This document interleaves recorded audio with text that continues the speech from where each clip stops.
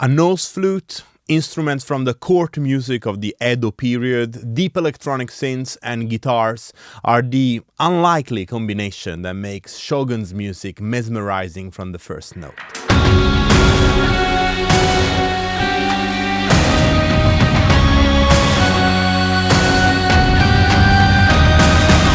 This score lives in two worlds at once, and it's the key to the show's powerful storytelling. This is honestly one of my favorite shows of all time, certainly one of the best in the last 10 or 15 years, and I absolutely adore the score. The Ross brothers and Nick Chuba did an incredible job. Similarly to my video on the score for All Quiet on the Western Front, we're going to have a look at the main theme. As it often happens with good TV shows, it contains all of the elements that make this such a powerful score. This video is going to be divided in two parts. We'll have a look at the music first and we'll focus on the sound after, trying to redesign a couple of my favorite elements. Let's start with the music. We need to start by having a look at the musical content, first of all because it's interesting, and second because musical sound design, of course, doesn't exist in a vacuum. Let's listen to the score. The score is in C sharp minor. It starts with the woodwind spelling D sharp E, but there is a pretty clear C sharp minor chord underneath, playing underneath. It goes into a D major, so it goes C sharp minor and D major.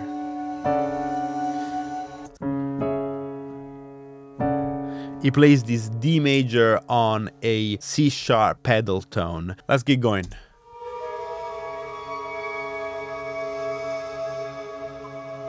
So C sharp minor, D major,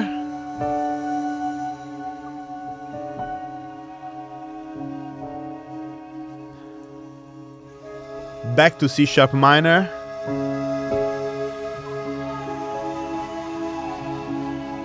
and then it opens and goes again to D major.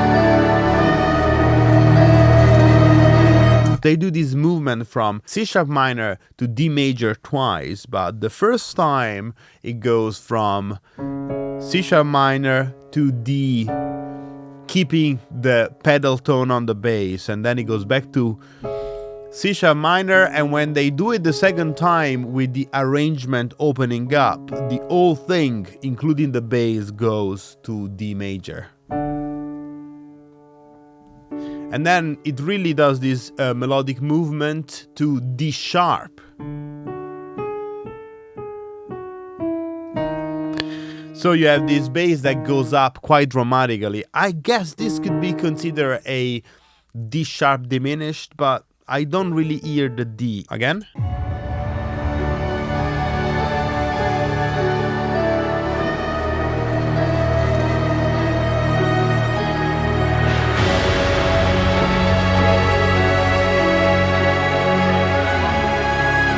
And then it goes F sharp minor.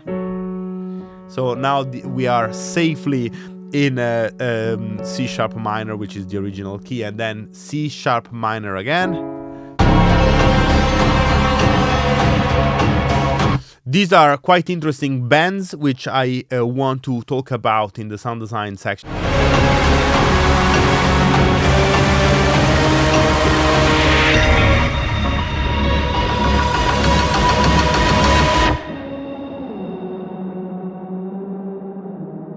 Okay, and this might be my favorite section musically because there is a G natural. So I guess from C sharp minor we move to a C sharp diminished. So it goes C sharp, F sharp, G, D sharp. So to recap, we started from C sharp minor. We moved to a D, keeping the C sharp in the bass, back to C sharp minor, and then the whole arrangement moved to D major, then D sharp, then we go back to C sharp minor, F sharp minor, then we have a whole section on C sharp minor, and then we move to C sharp diminished. It's really cool. What a harmonic trip in a way. It's basically constantly moving very chromatically from C sharp to D sharp and then back to C sharp. Really, really interesting. Now the sound. Leopold Ross and Nick Chuba talked quite extensively about their research process, so we're lucky in that we have a lot of information on this. Apparently one of the very first ideas for the score, or at least for the title sequence, came from a nose flute played by Nick Chuba. And I absolutely love this, not only because if you follow me on Instagram, you know that not long ago I've tried building an electric nose flute to run it through my pedal board. It actually didn't work that well at all. But also, this really shows how ideas can really come from extraordinarily inexpensive little objects. From this fragment of an idea, the next step was the collaboration with arranger Taro Ishida, a specialist in the traditional court music of the Edo period in Japan, who helped with the recording of a Gagaku ensemble. Gagaku is period-authentic music for the show. There are actually several recordings available even on Spotify, and it's an absolutely fascinating bit of musical history I didn't know about. I strongly recommend doing some listening. The instruments used are really interesting, but let's focus on the winds for now, as the intro relies heavily on those. The first 30 seconds or so are really mostly about building this very interesting soundscape.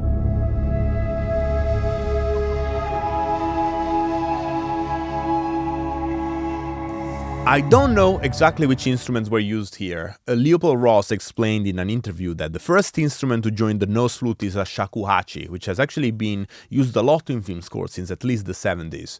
Other instruments in the Gagaku ensemble are the sho, which is a reed instrument, the ichiriki, a double reed, the ryuteki, which is a bamboo flute. So we can assume some sort of combination of those, even though I wouldn't be surprised if for this particular section the shakuhachi did the heavy lifting, with the other instruments mostly used for the underscore throughout the show. Like we did for my analysis of the score for All Quiet on the Western Front, I'm not trying at all to reproduce exactly the sounds in the score, but I do think that trying to replicate it is a huge learning opportunity. This is basically how I learn sound design, by trying and make my own version of specific sounds. Luckily, I have a nose flute over here, as you know from my electric nose flute experiment, so let's start with that. I'm going to simply mic it this time. The piezoelectric sensor that I built to run it through my pedal board last time didn't work very well. There just isn't enough vibrating surface on this tiny piece of plastic. And this is a $2 Amazon instrument, by the way. Now I'm going to actually tune it to a pitch I can use musically, and I'm going to make a little Kontakt instrument so that I can play it. I also want to make a legato version of this instrument. It should work better for melodic lines. Of course, I only have one sample to work with, so I'm not going to do a full true legato instrument, but there's a handy Kontakt factory script that can be used to basically get a monophonic legato sound. It's really designed for synths, but it'll do the job.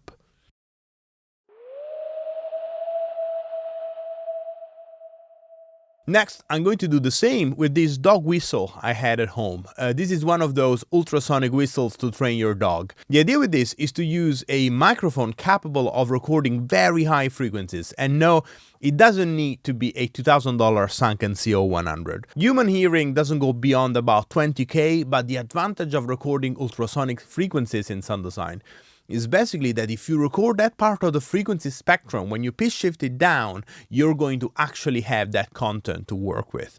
I'm using a Sonoros Object SO4, which is a very inexpensive option. There are many similar ones that are no more than $100 or so. Look for EM258 capsule-based ultrasonic microphones, and thank me later for this bit of nerdy intel. And of course, to do this, you also need to record at high sample rates, 96 kilohertz or 192 kilohertz, something like that. I'm going to do some editing, I'll add some processing, and we need a big, lush reverb. Now I'm going to sort of augment this with other layers. A shakuhachi from an old Spitfire audio library I still use all the time, and a couple of instruments from our very own Sonora Cinematic Atlas flutes.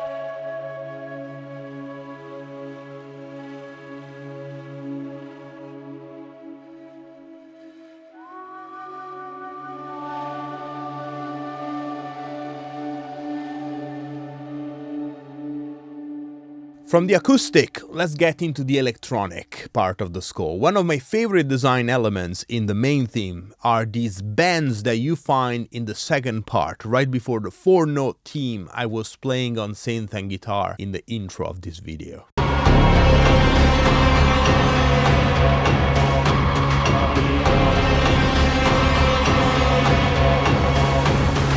So this is pretty clearly a layer sound. I definitely hear horns, there are synths doubling them, there is possibly a guitar, can't quite tell if it's a guitar or a distorted synth. Let's see if we can get somewhat close. I'm going to use Serum too for this one, for no other reason that I downloaded it today. We're going to use some pretty basic waveforms anyway, so you can do this with any synths you like. I literally keep both waveform for both oscillator A and B to their default shapes, which is basically a sawtooth.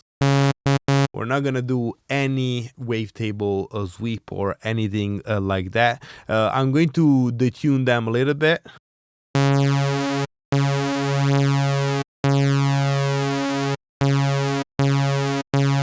Something like that. We can even use the unison detuning on one of them to make it extra big. Of course, I need to add unison voices. Let's try with 3.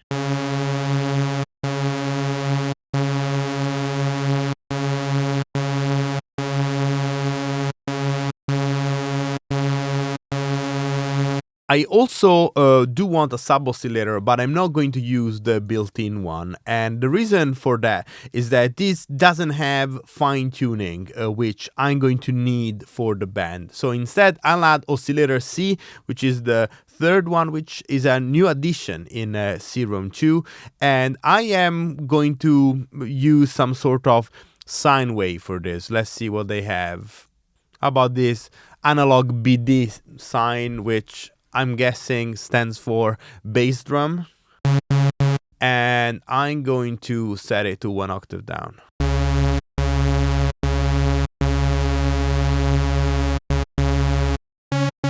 Sounds big and lush, sounds like a great source to start with. So I'm going to filter this, so that's a 12 dB per octave filter. I'm gonna start from here. I'm gonna add both the drive and the fat control.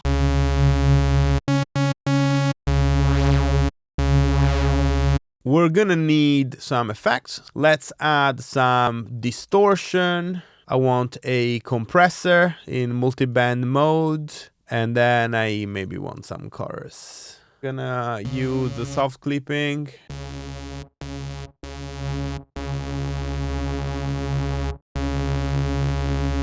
Okay, that's a good starting point. Let's go back in the original for a second, just to have a reference.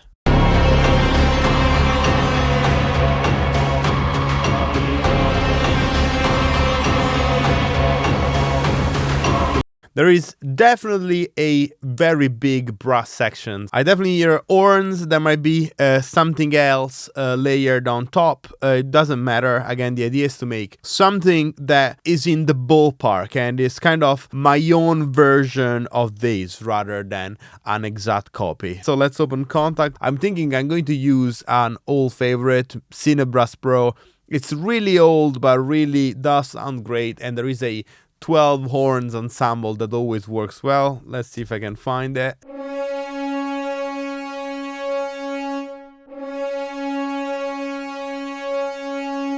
There you go. I'm actually thinking that I might play the lower octave as well. So what's that? 12 by 2 is 24 horns playing in octaves. That in real life would be insane.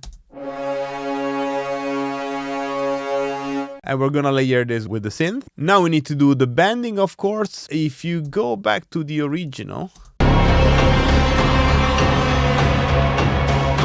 the bending is actually not a full semitone. It's like a quarter tone bending down, something like that. So let's go back to Serum, and now I'm going to use envelope 2 to do the actual bending. I want something fairly quick, maybe something like this. We're going to absolutely fine tune it. And now I could obviously drag and drop this, but I want to use the matrix to bring the pitch down of oscillator A, B, and C because I want a bit of extra control. So I'm gonna go envelope 2, envelope 2, and envelope 2.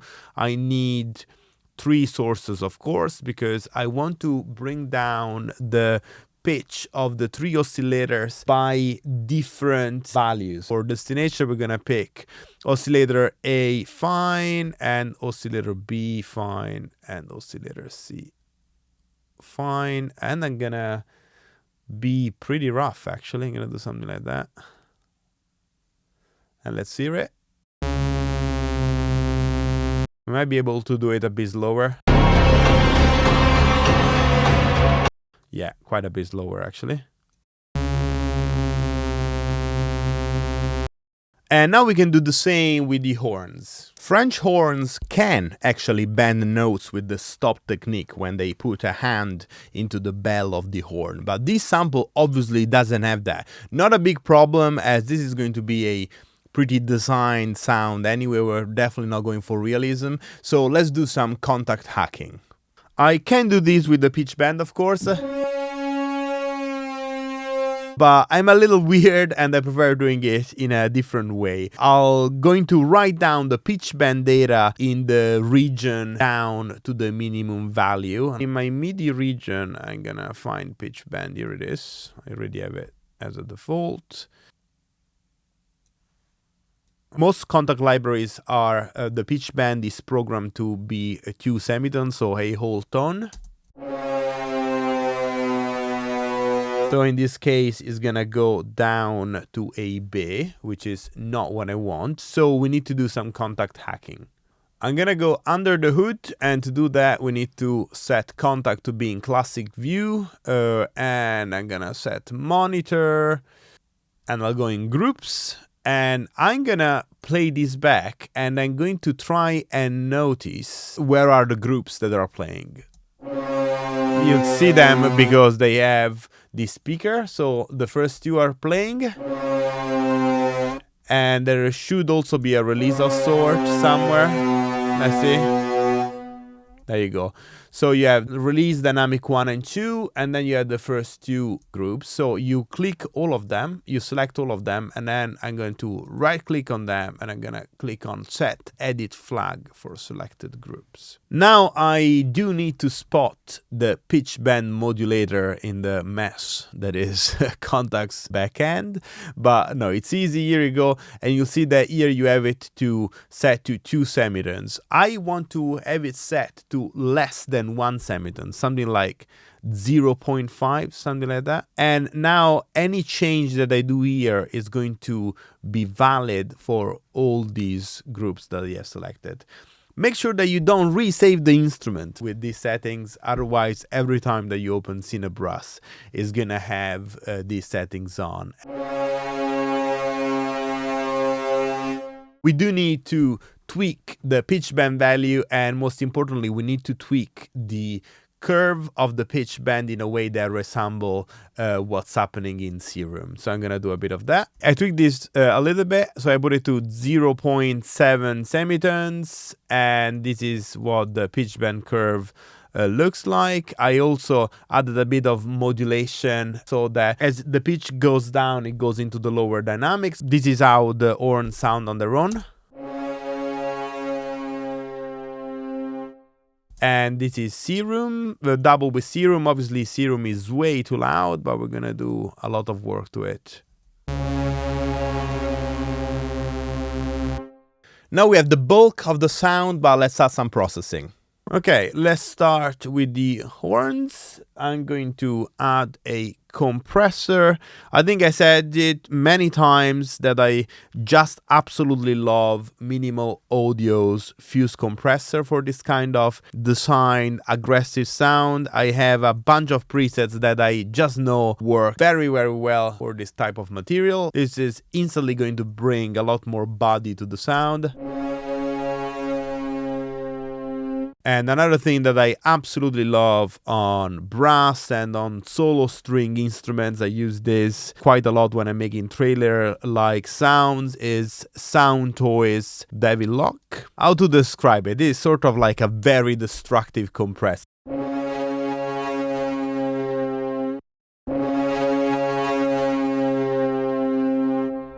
It does make things extremely loud.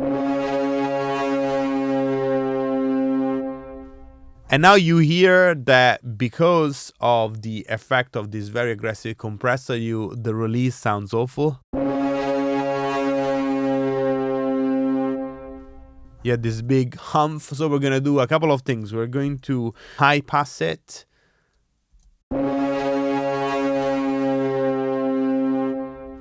See all this build up over here. Let's put something like 30. And I'm also gonna add some volume automations here, I think.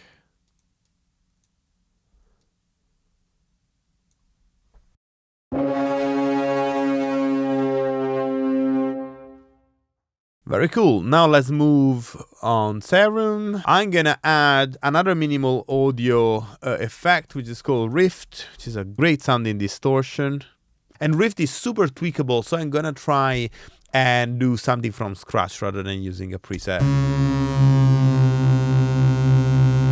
Okay, I played a lot with it, and of course I'm going to spare you my infinite doodling, but I set up a series of modulations for the positive and negative shapes, so this is just in the spirit of adding a bit of textural movement. It sounds like this. Let's hear it together with the horns. The next job is to make these two layers sound more cohesive, like they belong to the same instrument in a way. The first thing that is not working here is that I need the synth to resemble the spectral content of the horns a little more closely. It needs some filter movement. I could do it with an envelope, but I think I'm going to just assign the cutoff to the mod wheel and just work with that, so that I can kind of resemble a little bit what the kind of CC data that I've written down for the horns. I'm gonna do something like this. So let's go to CC1 modulation. I'm gonna do something like this.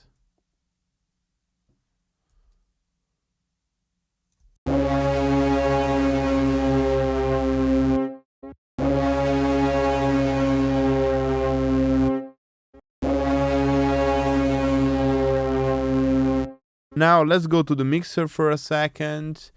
And I'm going to right click on this 2 channel, and I'm going to add a group channel to selected channels.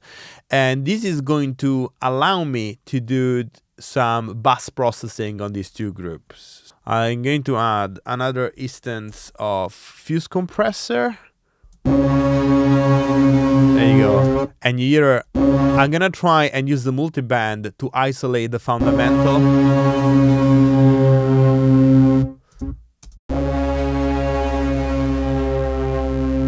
And now I want more distortion. As a rule of thumb, if you're designing a sound made of multiple layers, things like distortion, choruses, flangers, like modulations like that on the group bus always help glue things together. For this, I'm actually going to reach for Saturn. I'm going to raise the mids a little bit. I'm going for that sort of like mid-heavy thickness.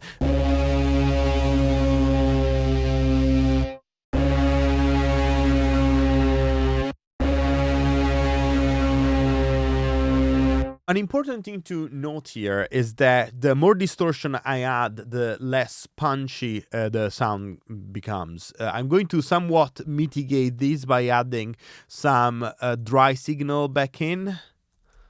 Let's have a listen. You see that you get a bit more of that punchiness, but I actually want this to be a little less punchy. And the reason is that I have that pretty big percussion session that plays with these in the original.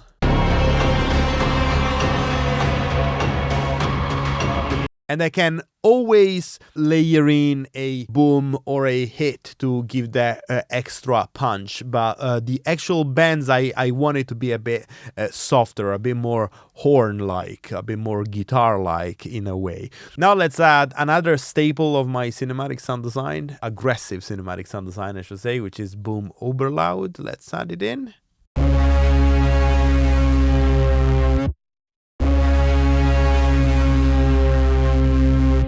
We need some reverb. I'm gonna add the reverb before the distortion. Let's stay with minimal audio and let's use Swarm Reverb, which is pretty cool. Let's see if we can just find that preset that we like.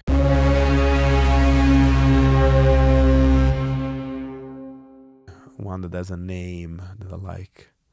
Dark Glistener.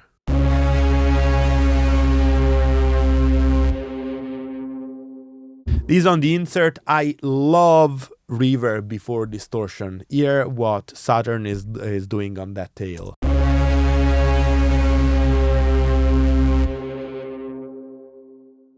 I think actually we are pretty close. Let's hear the original again.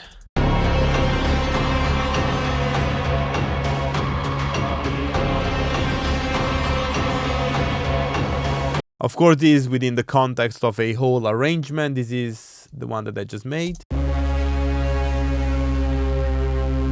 This one has a lot more bass, so let's tone uber loud down quite a bit. I also think we want more horns and less Serum.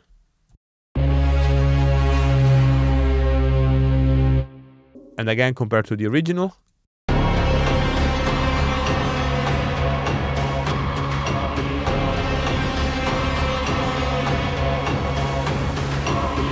It's not the same, of course, but I think it gives the idea of a somewhat similar sonic palette, which is what I was after. It can be quite hard to isolate the single element in a section like this, which has a lot going on.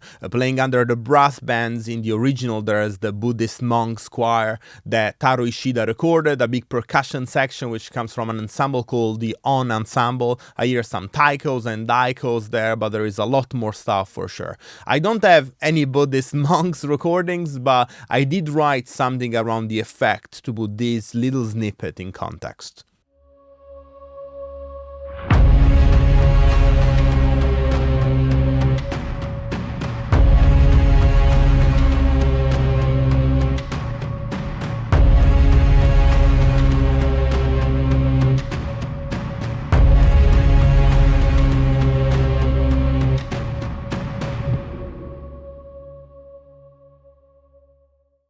There are so many things I love to touch on. This is really a masterpiece of a score. The thing I really love about this is that I don't think their goal was never to make traditional Japanese music. From the very beginning, this score is somewhat period appropriate on an instrumental level, but to use the words of Leopold Ross, it exists in a time that is not then and is not now, in a place that isn't in the East or in the West. It's a fantastic modern score that serves a beautiful story in the best possible way. I really hope you've enjoyed this. If you like this analysis of the music and sound of Shōgun, make sure you watch my video on the music for All Quiet on the Western Front. There should be a link to it right here. And let me know in the comments if you'd like to see more of this, and maybe suggest a film, a series, or a game that you'd like me to feature. Thank you so much for watching. I'll see you next time.